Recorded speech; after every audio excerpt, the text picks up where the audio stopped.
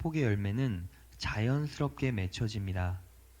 복음으로 살아내면 축복의 열매는 자연스럽게 맺혀집니다.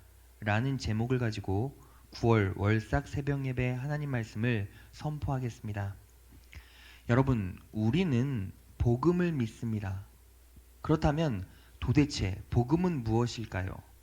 이것에 대한 정의를 에베소서 2장 4절부터 5절은 이야기하고 있습니다. 다 같이 한번 읽어볼까요? 시작. 긍휼이 풍성하신 하나님이 우리를 사랑하신 그 큰 사랑을 인하여 허물로 죽은 우리를 그리스도와 함께 살리셨고 너희는 은혜로 구원을 받은 것이라. 여러분, 복음이 무엇입니까? 하나님께서 우리를 너무 사랑하셨어요. 그래서 이 땅에 예수 그리스도를 보내주셨죠. 그분이 우리를 위해 십자가에 못 박혀 돌아가시고 그리고 부활하셨습니다. 그런데 그분만 부활하신 것이 아니라 우리도 그분으로 말미암아 함께 부활했다라는 거예요. 그래서 그리스도를 통해서 은혜로 구원받았다. 이것이 무엇입니까? 바로 복음이라는 거죠. 그렇다면 여러분, 도대체 은혜로 구원받았다. 은혜로 구원받았다라는 것은 무엇을 의미할까요? 한마디로 우리가 아무것도 한 것 없이 구원의 열매를 맺었다는 거예요. 그런 의미로 봤을 때 오늘 본문 말씀은 정확하게 복음을 예표하고 있다는 것이죠. 오늘 본문 말씀 5절 상반절을 보면 이렇게 나와 있어요. 나는 포도나무요 너희는 가지니. 예수님은 포도나무요 너희는, 우리는 가지니라고 나와 있어요. 여러분, 나무 전체를 보면 가지는 어떤 역할을 감당합니까? 열매를 맺는 역할을 감당하죠. 가지에서 열매가 맺혀집니다. 그런데 열매를 맺을 때 가지는 실상 무엇을 합니까? 하는 것은 아무것도 없어요. 땅에서 올라오는 영양분을 뿌리가 머금고 줄기로 쏴줍니다. 그러면 줄기에서 가지로 그 영양분이 전달되죠. 그래서 그 영양분을 받아 가지는 열매를 맺을 뿐이라는 거예요. 실상 가지가 하는 것은 아무것도 없다라는 거예요. 이런 의미로 오늘 본문 말씀은 정확하게 복음을 예표하고 있다는 것이죠. 여러분, 우리는 구원을 받았습니다. 예수 그리스도를 통해서 구원을 누리고 있어요. 그런데 그 구원은 우리의 실력이나 공로, 우리의 일로 된 것이 아니라 우리는 실상 아무것도 한 것이 없어요. 우리는 가지라는 것이죠. 단지 그분이 우리를 대신해서 십자가에 못 박혀 돌아가심으로 우리는 그 열매를 누릴 수 있게 되었다는 거예요. 그런데 오늘 본문 말씀에서 정말 중요한 단어 하나가 있습니다. 바로 5절 중반절에 나오는 과실이라는 단어예요. 이 과실이라는 단어는 헬라어로 칼포스인데 땅의 열매, 동물의 새끼, 경제적 산물을 말합니다. 여러분, 오늘 본문의 과실은 우리가 받은 구원과 비견될 수 있다라는 거죠. 그렇다면 우리가 구원을 얻었다라는 것은 바꿔 말하면 과실을 맺었다는 거예요. 그런데 이 과실이 뭐라고요? 땅의 열매라고요. 경제적 산물이라고요. 그러면 우리가 구원받았다는 것은 손에 잡힐 정도로 이 구원은 실체적인 구원이라는 거예요. 여러분, 우리가 예수로 말미암아 구원받았습니다 라고 말할 때 우리는 어떻게 생각합니까? 죽어서 천국 갑니다 라는 것으로 생각한다는 것이죠. 그런데 성경에서 말하는 구원, 우리가 과실을 맺는다라는 개념은 무엇입니까? 그냥 단지 죽어서 천국 간다는 개념이 아니라 그 열매, 그 구원은 우리 손에 잡히는 구원이라는 거예요. 우리가 그 열매를 맛볼 수 있다는 거예요. 경제적인 산물처럼 그것은 우리의 삶에서 능력이 되고 도움이 된다는 것입니다. 우리는 여기서 무엇을 인식할 수 있습니까? 복음으로 이루어진 우리의 구원은 형이상학적이거나 동떨어져 있다거나 철학적인 것이 아니에요. 우리가 잡을 수 있고 느낄 수 있고 누릴 수 있는 구원이라는 거죠. 그 구원이 우리 인생 가운데 온전히 임했다는 것입니다. 하나님께서 주신 내 인생의 구원을 어떻게 누릴 수 있습니까? 오늘 5절 하반절에 보면 이렇게 나와 있어요. 다 같이 읽겠습니다. 시작. 나를 떠나서는 너희가 아무것도 할 수 없음이라. 여러분, 결국 그 열매를 맺기 위해서 가장 중요한 전제 조건이 뭐죠? 예수님에게 붙어 있는 거예요. 그분과 함께 동행하면서 그분을 붙잡고 놔주지 않는 거예요. 여러분, 가지는 나무에 붙어 있지 않으면 절대로 열매 맺을 수가 없다라는 거예요. 그렇다면 여기서 우리가 하나 질문을 던질 수 있죠. 도대체 그분과 붙어 있다라는 것이 무엇인가? 그것을 알아야겠죠. 5절 보면 이렇게 나와 있어요. 저가 내 안에, 내가 저 안에 있으면. 여러분, 우리가 가지가 나무에 붙어 있다라는 것은 한마디로 뭐예요? 저가 내 안에, 내가 저 안에 있다라는 것이죠. 바로 그분과의 연합, 교통을 말해요. 그렇다면 여러분, 이 저가 내 안에, 내가 저 안에 있으면 이라는 이 성경 구절을 어떻게 우리 인생에 적용시킬 수 있습니까? 여러분, 바로 인식의 문제를 확인하는 거예요. 그분이 내 안에 있습니다. 그리고 내가 그분 안에 있습니다. 그러면 나는 이 땅에서 어떤 존재로 살아갈 수 있는가예요. 우리가 그분과 연합하고 그분과 교통할 때 우리는 이 땅에서 어떤 존재로 살아갈 수 있습니까? 바로 그 문제에 대한 인식이 답이 된다는 것이죠.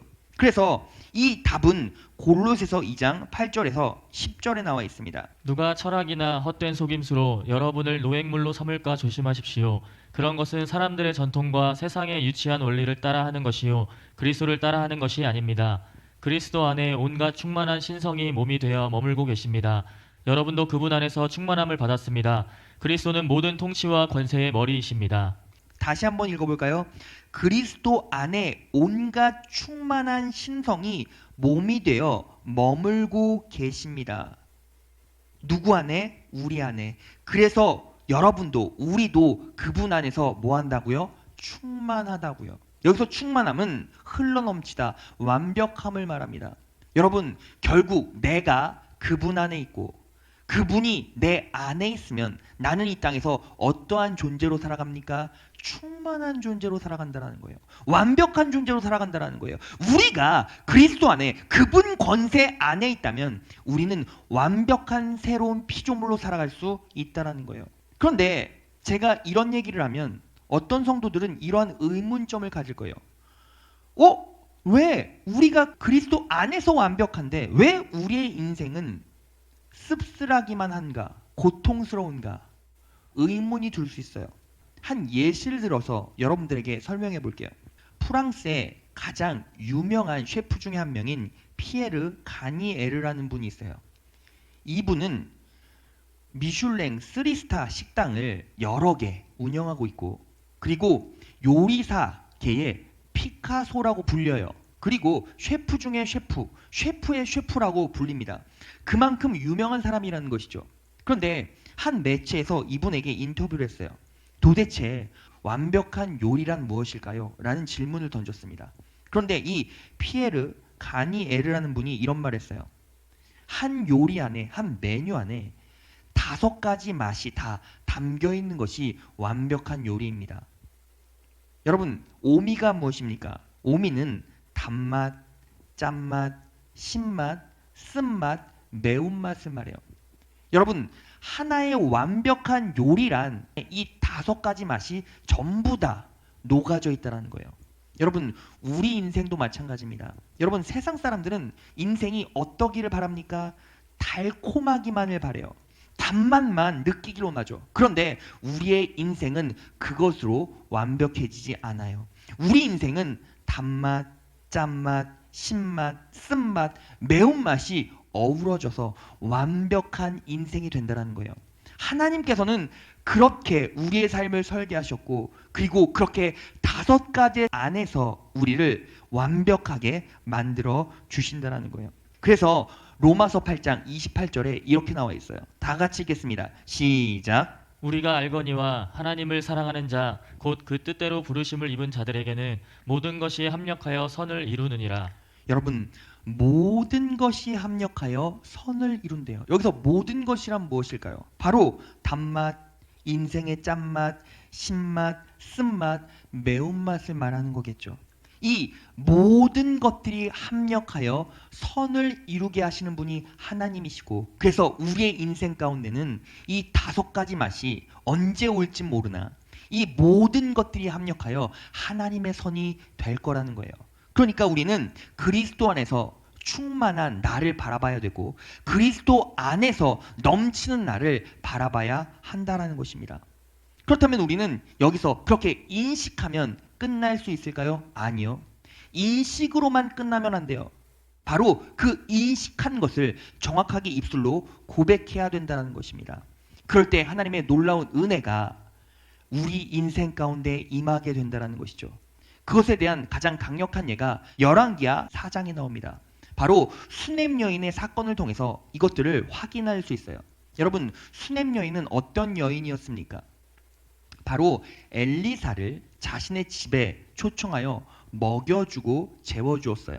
하나님의 종을 지극정성으로 접대하고 돌봐주었습니다. 그래서 하나님께서 수넴 여인에게 은혜 베풀어 주셔서 늦은 나이에 아들을 주시죠. 그런데 이 아들이 갑자기 죽음을 당합니다. 늦은 나이에 아들을 가졌으니 그 아이가 얼마나 귀하겠습니까? 그런데 하나님의 은혜를 온전히 만끽하기 전에 그 아들이 죽어버린 거예요. 너무 고통스러운 나머지 엘리사에게 달려가기 시작합니다. 그리고 엘리사를 만났을 때 이렇게 토로합니다. 열왕기하 4장 28절입니다. 그러자 그 여자가 엘리사에게 말하였다. 내가 선생님에게 아들을 갖게 해달라고 부탁하였습니까? 오히려 나를 놀리지 말라고 말씀드리지 않았습니까? 이렇게 자신의 아픔을 토로했어요. 내가 나이 많이 먹었는데 내가 아이 달라고 했습니까? 당신이 하나님의 은혜로 이 아들을 주셨잖아요. 그런데 이 아들이 죽어버린 겁니다. 자신의 고통을 엘리사에게 토로했어요. 그런데 그렇게 토로하기 전에 이 수넴 여인의 마음을 헤아릴 수 있는 구절이 앞구절에 나와 있어요. 열왕기하 4장 26절입니다. 이 수넴 여인이 엘리사를 찾아갔을 때 먼 만치에서 오는 수넴 여인의 모습을 보고 엘리사가 종을 보냅니다. 그리고 그때 나타나는 대화 장면이에요. 열왕기하 4장 26절입니다. 너는 달려가서, 여기서 너는 게하시 종을 말하죠. 저를 맞아 수넴 여인을 맞아 이르기를 너는 평안하냐, 내 남편이 평안하냐, 아이가 평안하냐 하라 물어보라는 거예요. 하였더니 여인이 대답하되 평안하다 하고 라고 말했어요. 수넴 여인은 어떻게 대답했습니까? 평안합니다 라고 고백합니다. 그 아이는 죽었고 수넴 여인은 평안할 수가 없어요. 그럼에도 불구하고 내가 저주라고 느껴지고 인생의 가장 쓴맛이라고 느껴지는 이 부분을 절대로 입술로 고백하지 않으려는 그 수넴 여인의 절절한 마음이 느껴지십니까? 그 여인은 끝까지 하나님의 평안을 선포하다가 엘리사를 보고 그리고 무너져 내리는 거예요. 여러분, 수넴 여인은 끝까지 부정적이거나 나쁜 말을 하려고 하지 않았습니다. 평안을 선포했습니다. 그럴 때 하나님께서는 수넴 여인에게 놀라운 은혜를 베풀어 주셔서 아들을 다시 살려주셨다는 거예요. 여러분, 상황이 어려워도 힘들어도 우리는 그리스도 안에서 충만한 자들입니다. 그리스도 안에서 완벽한 자들입니다. 힘듭니까? 고통스럽습니까? 그래도 그 고통을 입술로 선포하지 마시고 입술로 고백하지 마시고 하나님의 선하심을 선포하십시오. 어떠한 상황이 있다 할지라도 하나님의 선하심을 선포하십시오. 입술로 선포하십시오. 그럴 때 하나님께서 여러분들의 모습을 바라보시고 놀랍게 역사하십니다. 여러분, 그렇다면 왜 우리가 입술로 고백하고 선포해야 합니까? 바로 그것이 사명이기 때문이에요. 힘들고 어려운 상황 속에서도, 고통의 상황 속에서도 하나님의 은혜를, 하나님의 선하심을 선포하는 것, 그게 바로 우리의 사명이라는 것입니다. 그래서 베드로전서 2장 9절을 보겠습니다. 다 같이 읽겠습니다. 시작. 오직 너희는 택하신 족속이요 왕같은 제사장들이요 거룩한 나라요 그의 소유된 백성이니 이는 너희를 어두운 데서 불러내어 그의 기이한 빛에 들어가게 하신 자의 아름다운 덕을 선전하게 하려 하심이라. 여러분, 우리는 그분의 소유된 백성이고 택한 족속입니다. 그분이 우리를 택해 주셨다는 것이죠. 그런데 우리가 그렇게 소유된 백성으로 어떻게 살아가야 합니까? 그의 기이한 빛에 들어가게 하신 자의 아름다운 덕을 선전하게 하려 하심이니라. 우리가 이 땅에 존재하는 목적이 무엇입니까? 하나님의 선하심, 하나님의 은혜를 선전하게 하려 부름받았다는 거예요. 여러분, 그러면 우리는 이제부터 어떻게 살아야 합니까? 낭망되고 힘든 상황 가운데서도 하나님의 은혜를 선포해야 합니다. 선포할 수 없을 때도 선포해야 합니다. 그럴 때 하나님께서 우리의 모습 보시고 역사하시기 시작하십니다. 오늘 설교의 제목은 복음으로 살아내면 축복의 열매는 자연스럽게 맺혀집니다 라는 거예요. 여러분, 우리가 어떻게 이 복음을 삶에 적용할 수 있습니까? 여러분, 우리는 그분의 은혜, 전적인 은혜로 구원받았습니다. 은혜는 우리가 아무것도 한 게 없다는 거예요. 은혜로 구원이 주어졌습니다.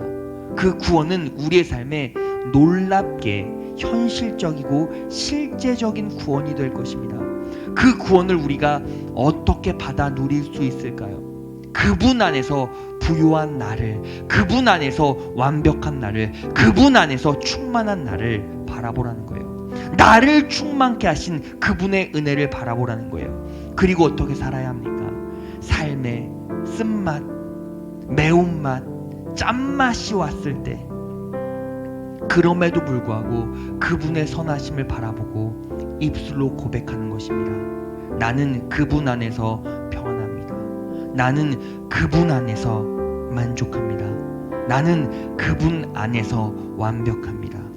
그렇게 하나님의 은혜를 입술로 선포하고 고백하기 시작할 때 우리도 수냄 여인처럼 놀라운 은혜를 받게 될 것입니다. 그것이 우리의 사명이 되어야 해요. 하나님의 선하심을 선포할 때 내 자신이 듣고 누군가가 하나님의 은혜를 듣게 됩니다. 하나님의 선하심을 듣게 됩니다. 그것이 선전이 됩니다. 그것이 우리의 입술의 고백이 사명이 됩니다. 그렇게 복음으로 살아내면 하나님께서 우리의 인생 가운데 놀라운 축복으로 채워주실 것입니다. 9월 한 달도 이렇게 복음으로 살아내어 매일매일 축복의 열매를 맺으시는 우리 성복교회 성도 여러분 되시기를 진심으로 축원합니다. 오늘 말씀 붙잡고 한 번만 기도하겠습니다. 하나님 아버지, 나는 성령 하나님 안에서 그리스도 안에서 어떤 존재입니까? 그분의 은혜로 구원받았습니다. 우리는 그분 안에서 충만한 존재입니다. 내가 그분 안에 있고 그분이 내 안에 있을 때 나는 부유한 존재입니다. 아무것도 필요한 것이 없는 온전히 채워진 존재입니다. 인생에 어떠한 고통과 질고가 온다 할지라도 절대로 넘어지지 않고 절대로 입술로 부정하지 않고 하나님의 선하심을 선포하고 고백하는 귀한 성도 될 수 있도록 도와주시고 그 믿음 바라보시고 축복하신 하나님의 선하심에 온전히 감사하기로 합니다. 하나님 역사하여 주시고 인도하여 주시옵소서. 그렇게 내 인생에 입술로 하나님의 은혜를 선포하는 사명 감당할 수 있도록 도와달라고, 그리고 복음으로 살아내어 축복의 열매 맺게 해달라고 우리 오늘 말씀 붙잡고 다 같이 기도하겠습니다.